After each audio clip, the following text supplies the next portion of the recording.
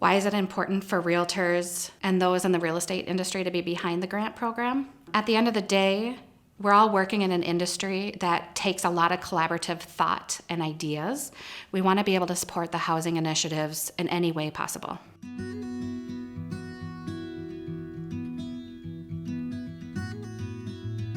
The Charitable Foundation has given over $100,000 for the last 4 years in grants to the community. The reason this started was the members of the St. Paul Area Association of Realtors wanted to be active within the communities in which we serve. And sometimes you have to put your money where your mouth is, and we wanted to be able to give back. So the purpose behind offering the grants is to make a powerful impact within the communities of which we serve. As realtors, lenders, title people, and affiliates, we are very engaged with the community.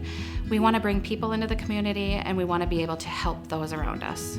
My name is Donnie Brown, and I am the Foundation Director at Housing First Minnesota Foundation. We receive funding from the REALTORS Charitable Foundation, and what we use the funds for is to build a house for veterans. So our mission is really to partner with nonprofit organizations to build safe and dignified housing for those who are experiencing homelessness. We did a project over in North St. Paul, across from the Veteran Memorial Park, and the funds that we received from the REALTORS Charitable Foundation helped to support the build and the construction of that project. The home is actually used for transitional housing, and veterans are allowed to live there up to 12 months. They do pay rent, about $400. It is a family that lives there now. It's a mother who was a veteran, and she has 4 little kids. The process for vetting the applications is once the application has been received, they are reviewed by a subcommittee. This committee ranks the order of the applicants based on the need, the location, and the impact.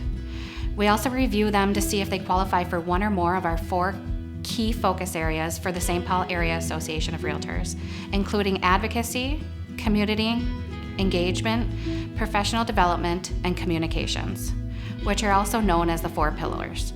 These pillars were created to help create better agents and create better communities. One of the things that I enjoyed about the grant process with the REALTORS Charitable Foundation is it was a simple application process, just really understanding what the funding priorities are for the organization. And the second thing was contact with the staff, having conversation with them after the grant was submitted.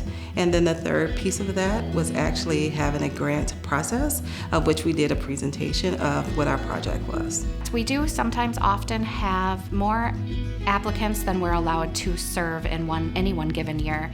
I would encourage you to come back and reapply for the following year. This is a year-over-year annual service that we like to provide, and we have gone back and used somebody from the past. When you apply for a grant, a denial doesn't necessarily mean a no. It may be no right now. Any organizations that should apply should be anybody that is willing to dedicate themselves or their efforts and work into the community. One of the reasons that we applied for the REALTORS Charitable Foundation funding is because of the synergy between the Builders Association and the Realtors Association. Our missions were aligned, right? And so this is a project that we're building homes for homeless veterans, and what better group to partner with than with the realtors. Why is it important for realtors and those in the real estate industry to be behind the grant program? At the end of the day, we're all working in an industry that takes a lot of collaborative thought and ideas. We want to be able to support the housing initiatives in any way possible. Some of the results that we've seen thus far is the Rondo Project, which is rebuilding and improving communities.